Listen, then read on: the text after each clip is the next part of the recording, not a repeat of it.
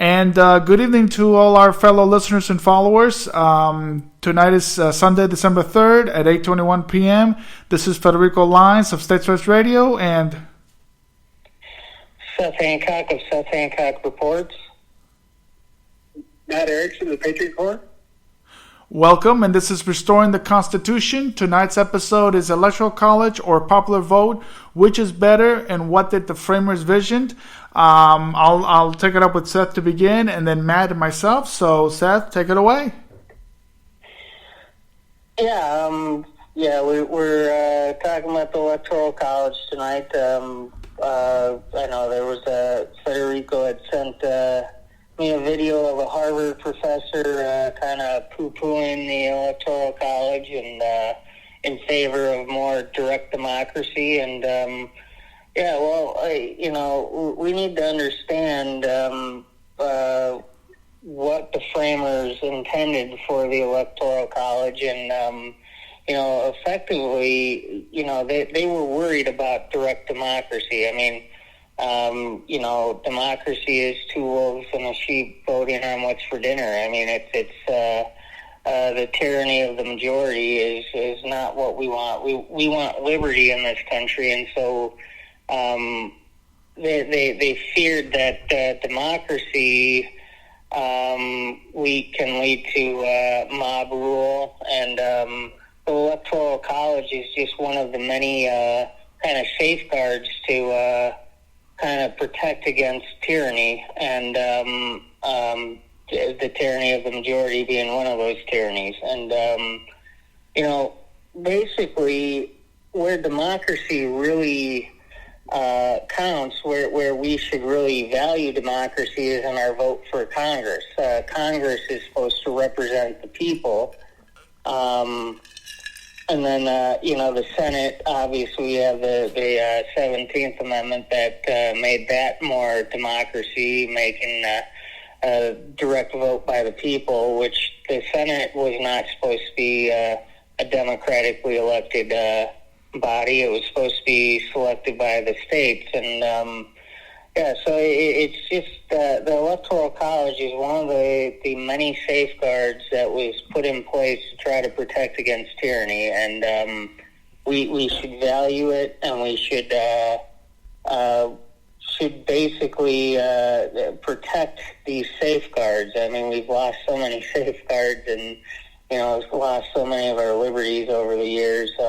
But we need to understand why these were put in place. And unfortunately, I think we live in a time that liberty is not what most of the people are looking for, and that's the problem. So they attack these safeguards like the Electoral College. Yeah, that's true, Matt. Your beginning. What do you think? I don't really have anything particular to say on the Electoral College. I can kind of talk on different stuff. One thing I always think is, you look at the biggest thing I see with Electoral College, compare that with the amendment process and how you change the Constitution. Yet many people, Americans, think, well, we got to make sure we elect X, Y, or Z to the president because he can steer us in the direction of his choosing, despite his named powers. And you just look at, it takes 3/4 of the American states to ratify formal amendment proposals, or with 50 states, that means 37 states can't quite get it. That's only 74%. So it takes 38 states to ratify an amendment.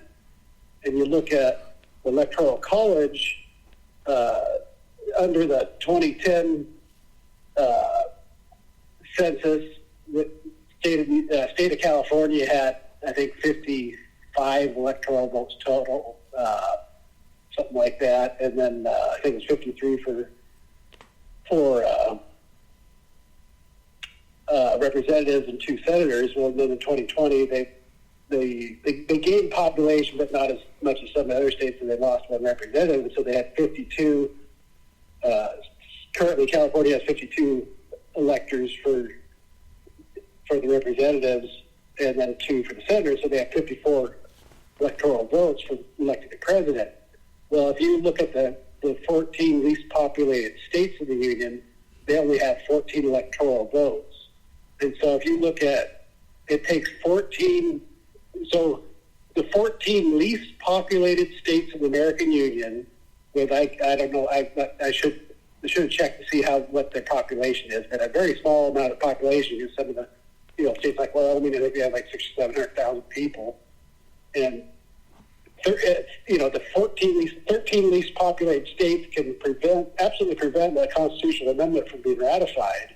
But supposedly one state can trump them in the Electoral College for the president. So if you think that thing through, the idea that the president can steer government in the direction of his choosing, is just absurd, because he can't. It takes the states to change. All the people who swear an oath, or in the president's case, to preserve, protect, and defend the Constitution, the others to support the Constitution.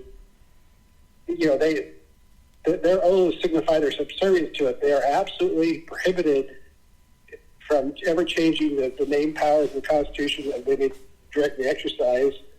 And so everything, like Seth said, that we've lost our safeguards. No, actually, we haven't lost our safeguards, thankfully.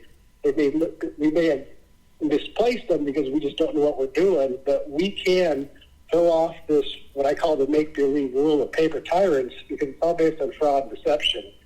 We just simply don't understand how they do as they please despite the Constitution, and that's up to us. That's on our dime to figure that out and proceed forward. The Electoral College, it just highlights how, compare and contrast the Electoral College and the state, the 13 or 14 least populated states that have fewer electoral votes than the state of California. It just shows what absurd policy is, the idea that the president can do as he pleases.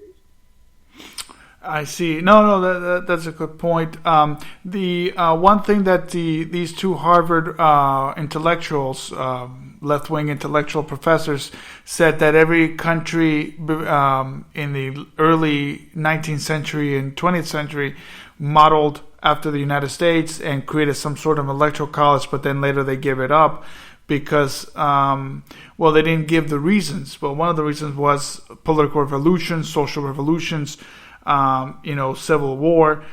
This country still, after the Civil War, they maintained the Electoral College. But, in these countries in Europe and Latin America, they went from a representative republic to a unrepresentative democracy. And they made the executive branch much stronger than their legislature or their Congress or their parliament. So, one thing that, I kind of see is that, with the Electoral College, even there's this hype of making the president powerful and more powerful than the Congress. You see it with the War Powers Act and with other acts in agriculture and commerce that I think, it has made him into, we have kind of like entering into a world of populism and extremism with Trumper economics, Trumper politics, Biden politics, Clinton, Obama, so forth and so forth. So people really have to understand that I think in my humble opinion of constitutionalism, the Electoral College was to maintain the executive branch as weak as possible and the main powers in Congress. They've had it in other countries. So, there is a thirst here from the left and the right to increase populism, increase the right to vote, the people's right to vote. And it's fine, but it should be focused on, as Seth said, on Congress and not on the executive branch. And I don't think that we should even have a popular vote for the president. I don't know what you guys think about that. Yeah, I'm a proponent of the Electoral College. I'm sorry,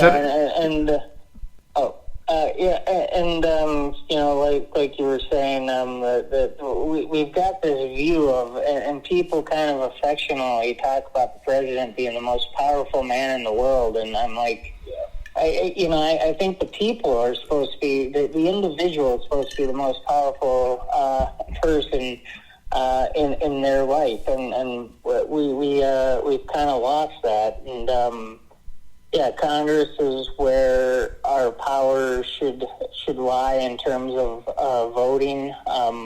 I've kind of, Federico and I have talked about this before. I kind of view voting as a privilege, not this penultimate right that we've made it. And this is what everybody's fighting for, is the right to vote. Well, the rights I care about are my rights to freedom of speech, press, religion, the right to petition the government, and the right to redress my grievances, and my right to keep and bear arms. Those are the rights that I care about, and voting is just one of the tools that's there that, hopefully we can preserve our rights through voting for our representatives. But I view voting as more of a privilege than a right, but we've kind of put voting as this big ultimate right that everybody desires, when that's not the rights I care about as much as my right to the First Amendment rights, the Second Amendment rights, Third Amendment, Fourth Amendment, the Bill of Rights. Those are the rights that I care about. We've just, because government just hands out all these goodies, and all this welfare, all these things that we don't really have a right. That's why people have put this value on voting over their other rights. And we really need to get back to people desiring to be free to run their lives the way they see fit.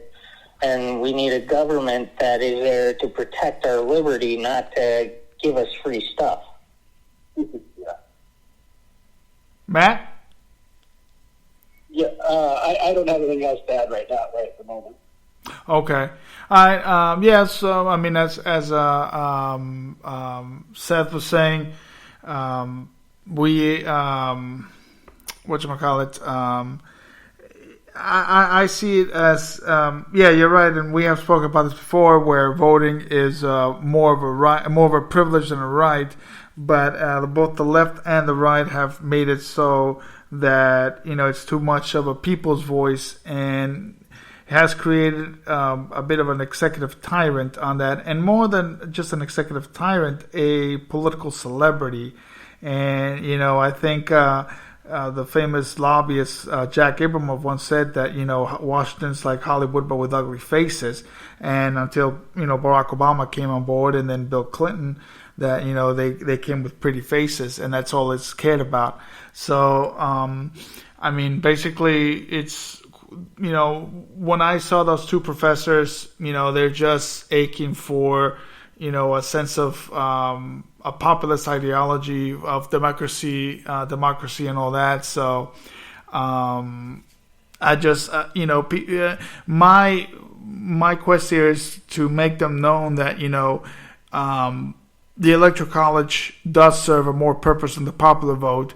And you saw it in 2016, where Hillary won the popular vote, Trump lost the popular vote, but he won the Electoral College because that's who elects the president. And then in 2020, I mean, you could Biden apparently won the popular vote and won the electoral vote.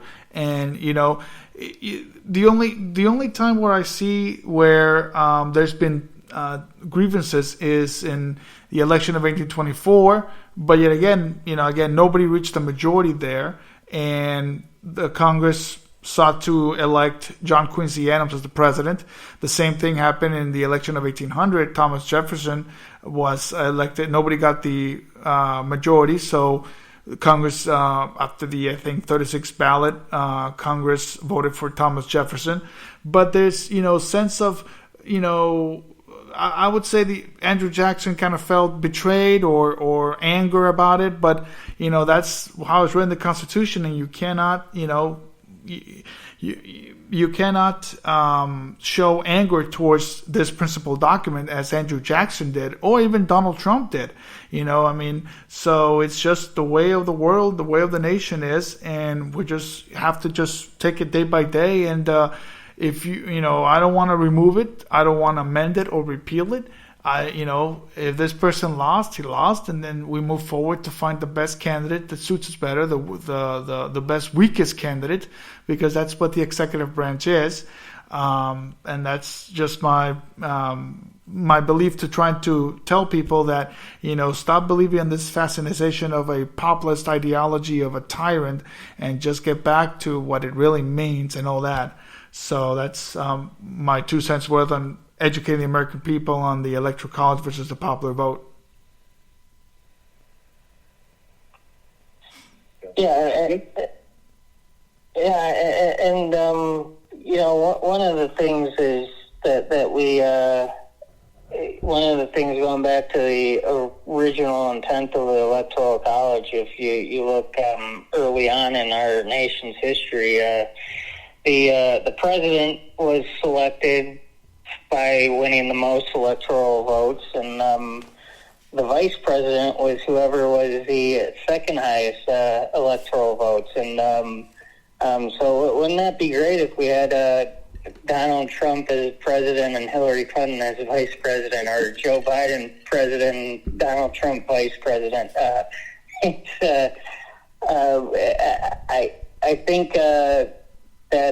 we've kind of finagled the Electoral College a little bit, and I would kind of like us to go back to how it originally was done. And originally the electors weren't always selected by the people. The electors were selected by the state government. The state representatives would select who was going to go and choose who the president was going to be. So we need to really need to just understand why these things were framed the way they were originally. And I don't want to get rid of the Electoral College. I'd kind of like it to go back to that original idea where you had the president was selected and the vice president were both selected by the Electoral College. But I think just like we like to do every week is try to educate people on why the framers put these things into the Constitution and the original framework of the nation. Yeah, I'll just say that the Electoral College, it still does elect the vice president too. It's just, the 1804 12th Amendment. It just changed.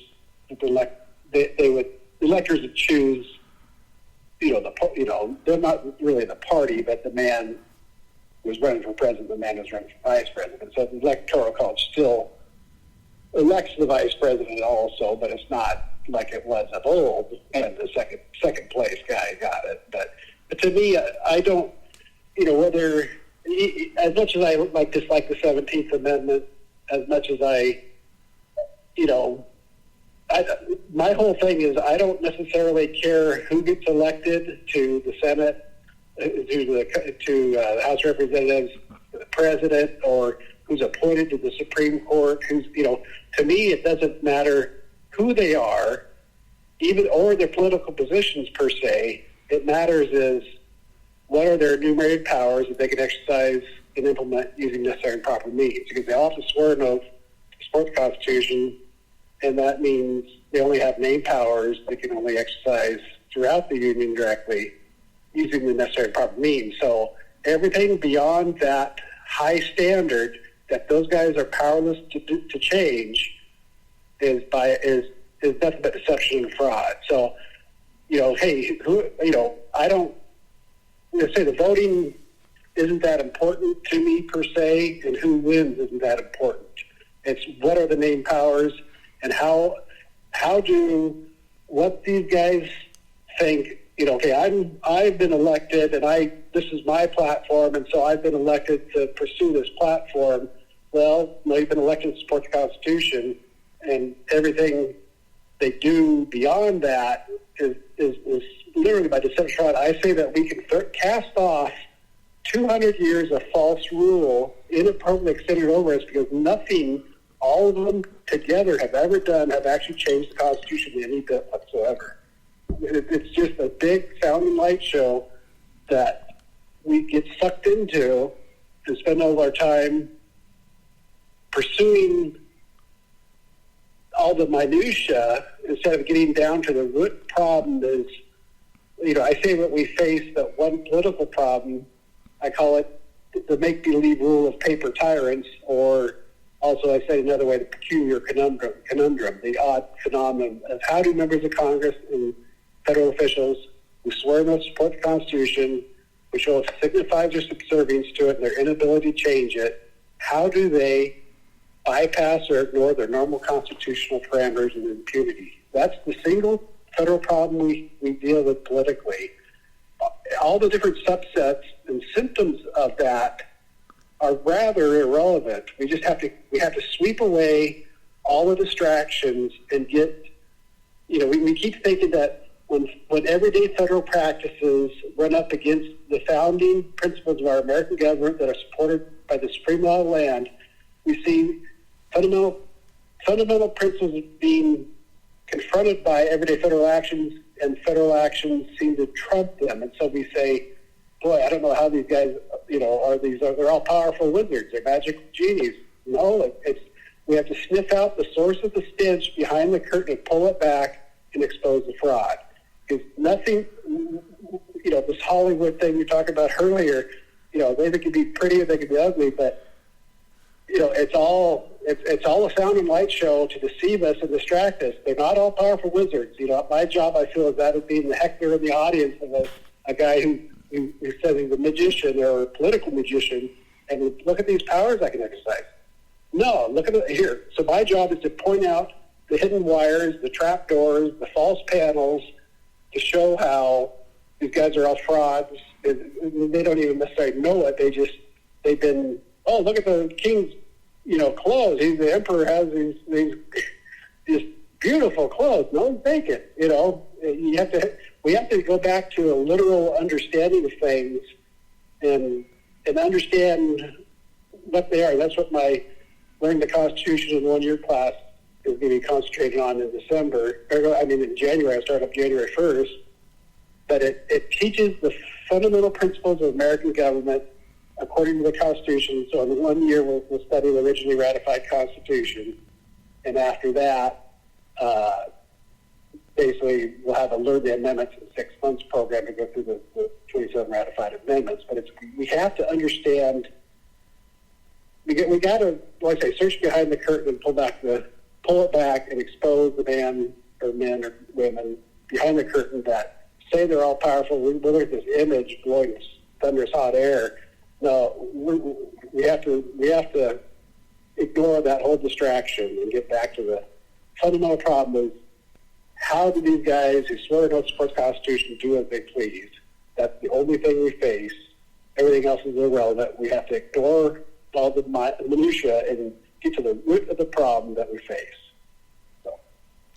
That's a very good point you brought, and to your beginning point that the same thing as me. I don't care who is running for office, either in the executive branch, Congress, or who is appointed to the Supreme Court. One thing is to know what their powers are in the enumerated powers in the Constitution, and you mentioned in the necessary and proper means as dictated in McCulloch versus Maryland, and that's always a very good point that you brought up, that nowadays people don't know what power the executive branch has, what power does the Congress have, what powers does the judicial branch have, and everything is heavily invested in the executive branch. And we saw it we've been seeing it, in my lifetime, mostly with Obama. Of course, Bill Clinton did the same thing, and George W. Bush and even, going all the way back to FDR and Woodrow Wilson. But, people don't really understand what powers these branches have. And like I mentioned, Obama, when he was saying that I have a pen and I have a phone and I don't need Congress, Trump said that, I alone can fix this. And yet again, that's what, the illusion of the masses want. And that's what also, the media and intellectuals have really grasped that they failed to understand that, the federal government was supposed to have minimal powers. But now it's like, they want this bloviated celebrity status and tyrannical status, like we see with the recent victory in Argentina, that, this guy wants to get rid of, him alone, the several ministries of the government, and then in the Netherlands with the other victory with Geert Wilders.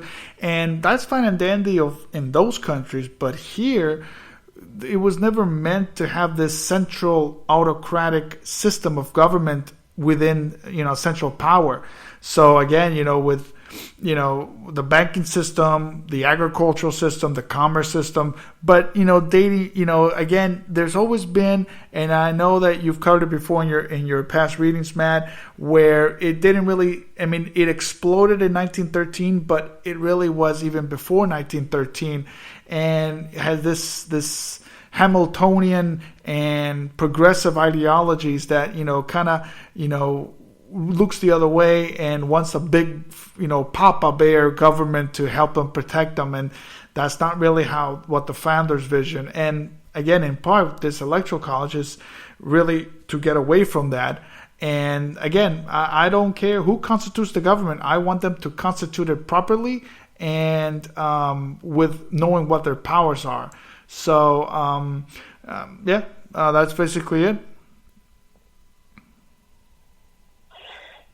Yeah, and just to add on to that about who's in office, one of the things that kind of aggravates me is we kind of view the only time to initiate change is during an election, and as far as I'm concerned, we can fix the problems that we have in this country immediately right now if the people just stood up and they resist unconstitutional dictates, and if we start bringing people to justice when they break the Constitution. We don't need to wait for an election to change things. This is kind of why I have a hard time even getting excited for any elections, and I don't think I'm going to even be voting in this next election for president, at least, or any federal office, because I don't think I don't think there is change coming from elections. We need to change the mindsets of the people, and the people need to stand up and bring justice to politicians and bureaucrats when they break their oaths. And we need to resist unconstitutional orders. Go back to the COVID deception.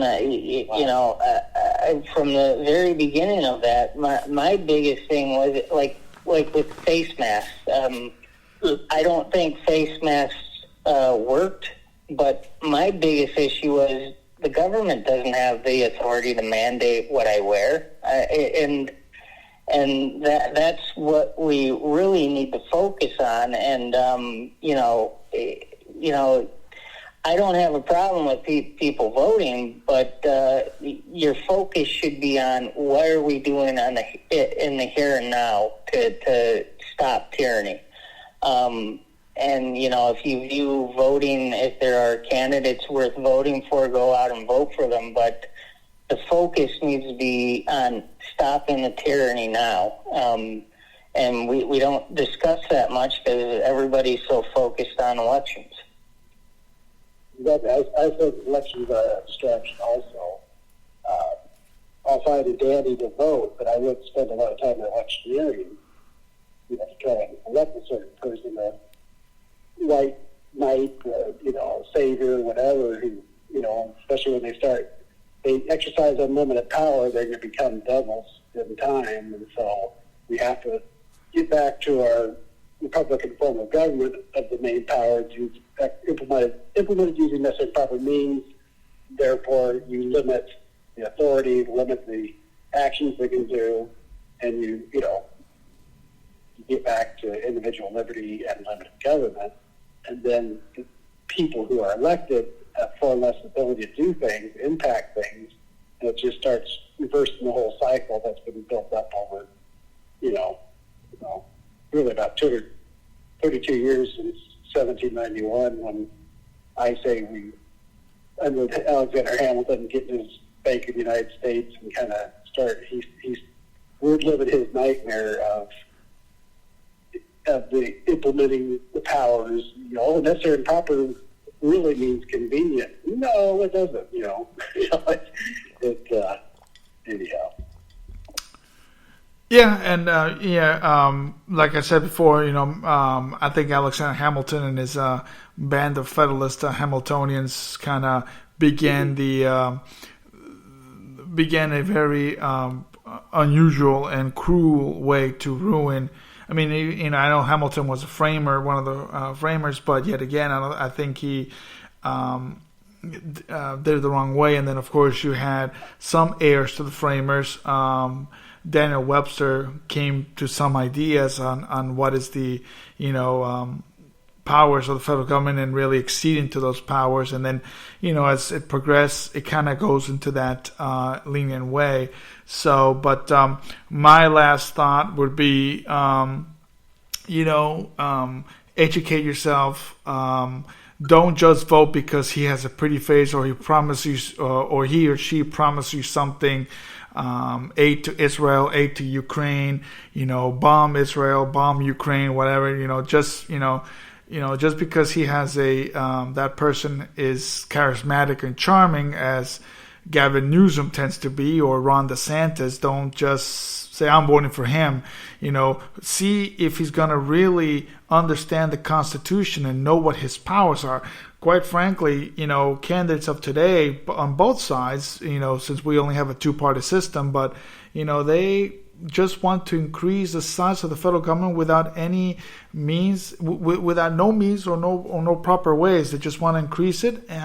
One wants to do it for social benefits. The other wants to do it for defense and national benefits. And quite frankly, I mean, I know we rely on the Electoral College, but the Electoral College kind of relying more on the popular vote to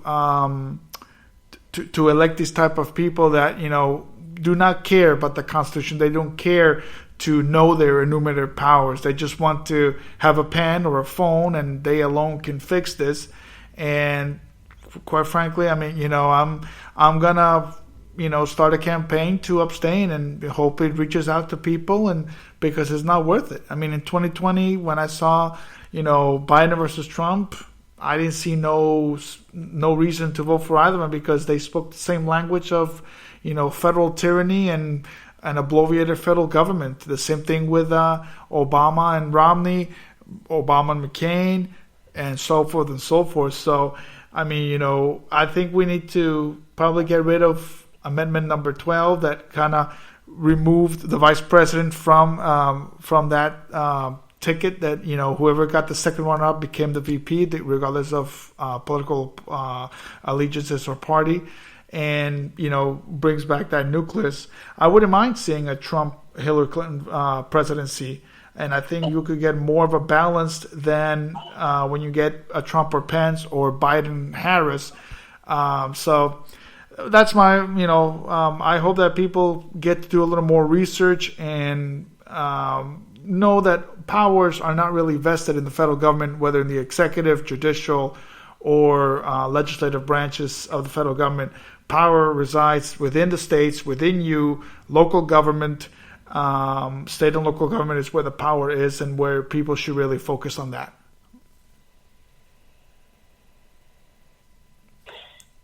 Yeah, and I'll say that the Electoral College is one of the many checks and balances or separations of powers put into the original framework of our government and the Constitution. And we need to understand why there were checks and balances and separation of powers. And we talk about, when we talk about that, we usually talk specifically with the separation of powers between the legislative, the executive and judicial branches.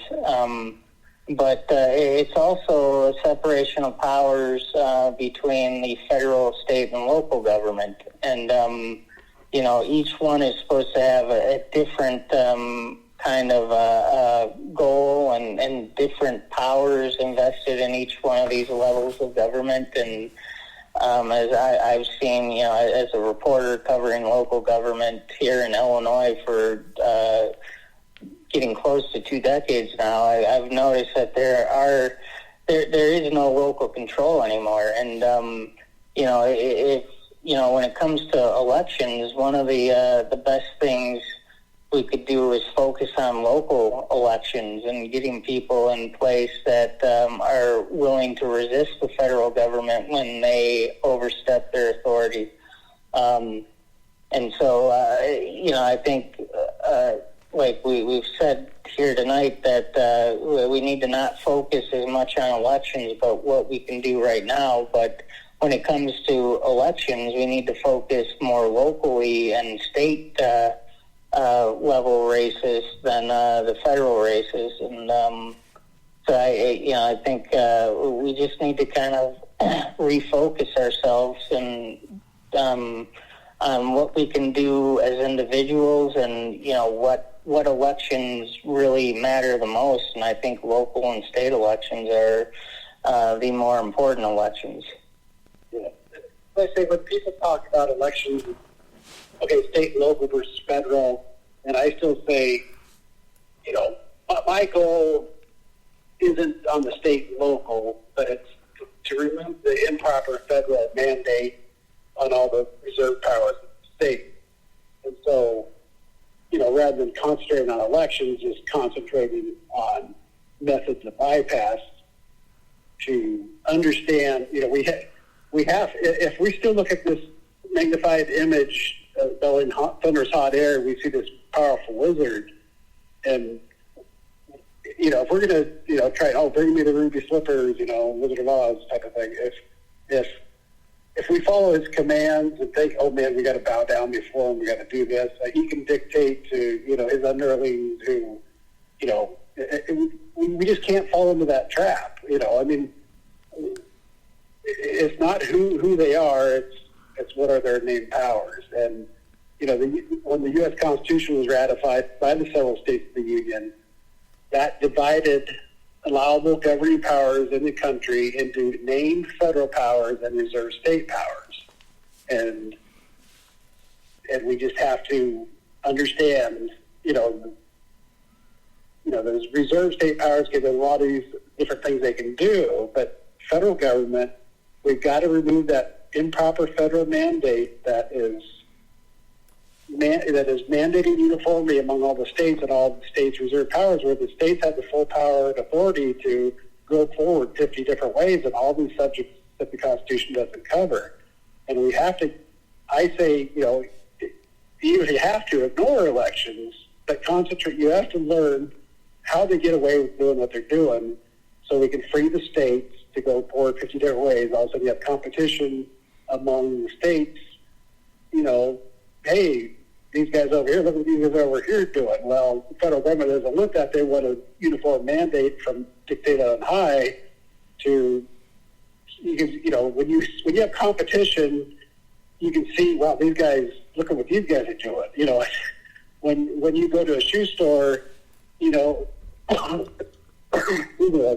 say, old Soviet Union or something, they probably only had a few different types of pair of shoes. Well, you go to a shoe store in the United States, you have, who knows how many dozens of different types of tennis shoes or whatever, let alone work boots, let alone dress, there's, with variety comes strengths and weaknesses, and when you have 50 states going forward on all the reserve powers 50 different ways, you can start understanding what works and what doesn't, and that can serve as a powerful check on tyranny in general. But we get even one of the lesser populated states going forward and understanding how is this wizard doing this? How is he dictating to this? And so I think, we've got to understand how these guys who swear to support the Constitution do as they please.